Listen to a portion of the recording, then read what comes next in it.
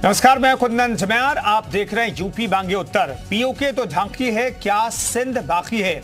ये सवाल इसलिए क्योंकि मुख्यमंत्री योगी आदित्यनाथ ने पाकिस्तान के प्रांत सिंध का जिक्र कर नई बहस को जन्म दे दिया है।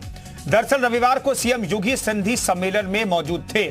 यहां सिंधी समाज के लोगों को संबोधित करते हुए सीएम ने पाकिस्तान के सिंध प्रांत को लेकर एक बड़ा बयान दे दिया। सीएम योगी ने कहा कि जब 500 साल में राम जन्मभूमि को वापस लिया जा सकता है तो पाकिस्तान वाले सिंध को भी वापस लिया जा सकता है। अब सीएम योगी के इस बयान पर समाजवादी पार्टी के नेता उदयवीर सिंह का कहना है कि बीजेपी के लोग उन्माद फैलाते हैं। सपा का कहना है कि 2024 में चुनाव है, इसलिए इस तरह की बयानबाजी की जा रही है। तो खास पैनल के साथ चर्चा करेंगे, लेकिन पहले आपको एक रिपोर्ट दिखाते हैं। 2024 में हिंदुत्व ही होगा चुनावी एजेंडा। आज उत्तराखंड के हमारे दोनों ये पवित्र तीर्थ धाम एक नई आभा के साथ नए भारत की एक नई तस्वीर को प्रस्तुत कर रहे हैं। हिंदुत्व के साथ लगेगा राष्ट्रवाद का तड़का। 500 वर्षों के बाद राम जन्मभूमि वापस ली जा सकती है, कोई कारण नहीं कि हम सिंध वापस न ले। 2024 में होने वाले लोकसभा चुनावों को लेकर बीजेपी की चुनावी पिच तैयार होने लगी है। माहौल और हालात को देखते हुए तस्वीर साफ होने लगी है कि बीजेपी के चुनावों का एजेंडा हिंदुत्व ही रहने वाला है। ये बात अलग है कि हिंदुत्व के एजेंडे के साथ राष्ट्रवाद का तड़का लगाकर चुनावी दिशा में कदम बढ़ाए जाएंगे। रविवार को सीएम योगी ने भगवान बद्रीनाथ और बाबा केदारनाथ के दर्शन पूजन किए।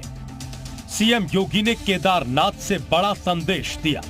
कहा, यह तीर्थ स्थल आस्था के साथ साथ राष्ट्रीय एकात्मता के भी आधार है। श्री बद्रीनाथ धाम और से केदारपुरी के इन पवित्र तीर्थों का दर्शन करने का सौभाग्य मुझे प्राप्त हुआ।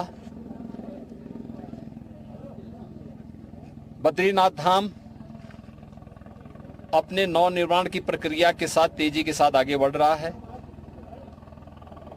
और केदारपुरी हमारे 12 ज्योतिर्लिंगों में से एक पवित्र ज्योतिर्लिंग।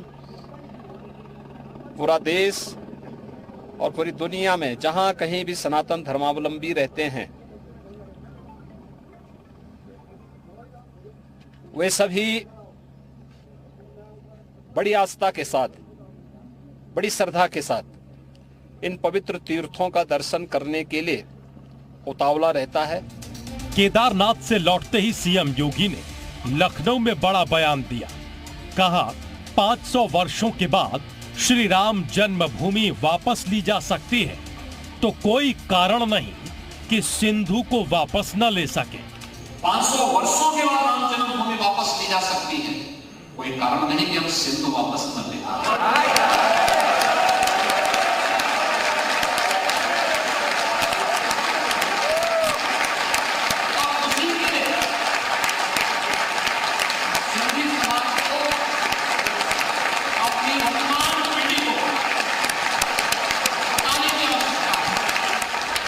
साफ है कि हिंदुत्व के साथ राष्ट्रवाद को भी धार देने की पूरी तैयारी है। विपक्ष की कास्ट पॉलिटिक्स के काट के रूप में बीजेपी हिंदुत्व और राष्ट्रवाद के मुद्दे को ही धार देगी। राजनीतिक विश्लेषकों का मानना है कि सिर्फ अयोध्या में बनने वाले राम मंदिर से ही बीजेपी का हिंदुत्व मजबूत नहीं हो रहा है, बल्कि बनारस में जिस तरीके से ज्ञानवापी मामले में माहौल बनना शुरू हुआ है, वो भी 2024 के चुनावों में मतलब भर का खाद पानी तैयार कर देगा। ये काम योगी जी नहीं करते। योगी जी एक खुली किताब की तरीके से हैं। वो जो भीतर से हैं वही वो सामने भी प्रकट करते हैं। तो वो धार्मिक व्यक्ति हैं और अपनी निष्ठा को व्यक्त करने में वो कभी संकोच नहीं करते। इस यात्रा का 24 से कोई सीधा वास्ता नहीं है, लेकिन एक हिंदू धर्मावलंबी के तौर पे एक श्रीमंत होने के नाते उन्होंने वे अपनी दोहरी भूमिका को अच्छे से निभा रहे हैं। राजनीतिक जानकार 2024 में होने वाले लोकसभा के चुनाव से पहले बीजेपी को अयोध्या, काशी और मथुरा से हिंदुत्व के लिहाज से अच्छी खासी बढ़त, पकड़ और मजबूती मिलने का अनुमान लगा रहे हैं। विश्लेषकों का मानना है कि 2024 में हिंदुत्व के इस सबसे बड़े एजेंडे के साथ बीजेपी न केवल उत्तर में बल्कि दक्षिण में भी अपनी राजनीतिक पिच को मजबूत कर लेगी। ब्यूरो रिपोर्ट, जी मीडिया।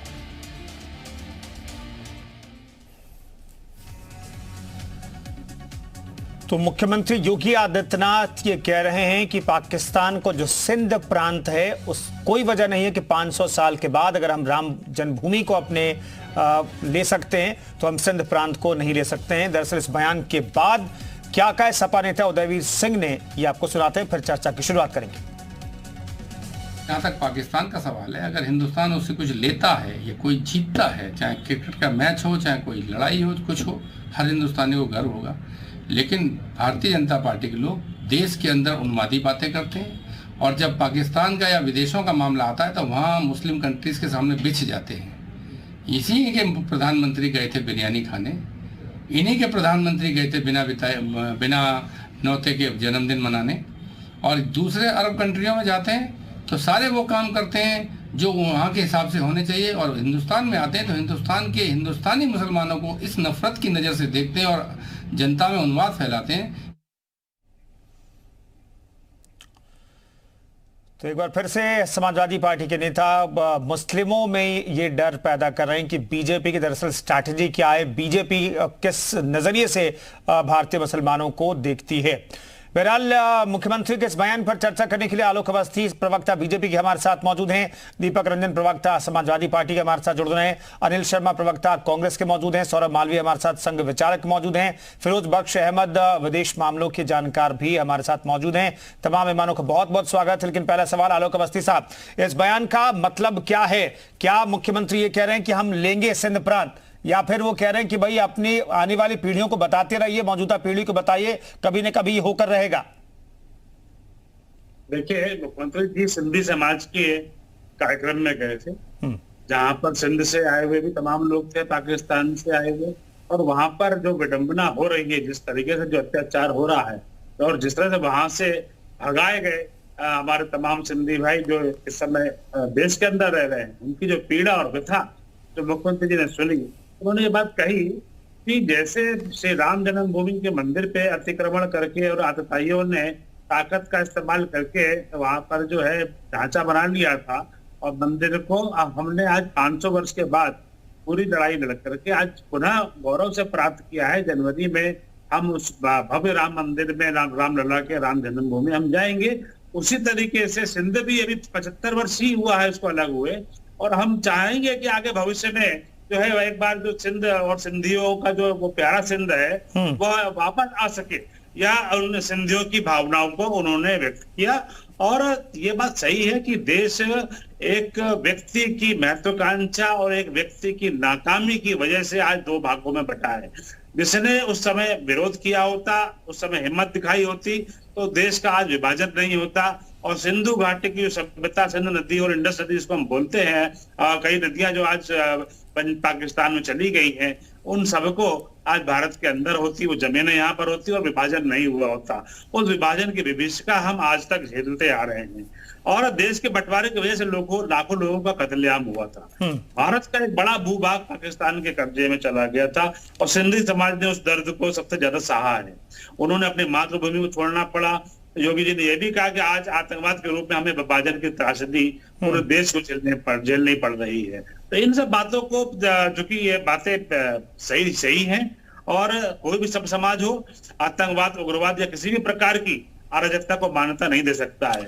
अवस्थी साहब, दरअसल ये अच्छी बातें तो हैं, देश के लिए, राष्ट्रवाद के लिए अच्छी बातें हैं, हिंदुत्व के लिए अच्छी बातें, लेकिन इन सब बातों का कोई ताल्लुक चुनाव से तो नहीं है, क्योंकि विपक्ष को ताल्लुक लगता है इन सब बातों का चुनाव से। देखिए, यह त्रासदी है, त्रासदी का कोई मकसद किसी चुनाव से नहीं होता है, और यह त्रासदी आज की नहीं है, इसको हम 75 वर्षों से ढोते आ रहे हैं। और 75 वर्ष कोई चुनाव की दृष्टि से 75 वर्ष अगर लगातार सिंधी समाज याद कर रहा है, सिंधु को याद कर रहा है, सिंधु को लेकर के आंसू बहा रहा है, और वो आज हमारे नागरिक हैं, तो हम भी उनके साथ मिलकर के खड़े हैं। हम भी चाहते हैं कि ये सभ्यताएं जो हमारी यहाँ से लुप्त हुई हैं, सिंध की सभ्यता बहुत पुरानी सभ्यता थी जो आज पाकिस्तान के पास चली गई है, हमें भी उसकी कमी खलती है। और जिस तरीके से 500 वर्ष में बाद हम आज राम जन्मभूमि मंदिर आ पाए हैं, ये हमारी अभिलाषा है कि सिंध भी आज फिर से एक बार जो है भारत के पास है।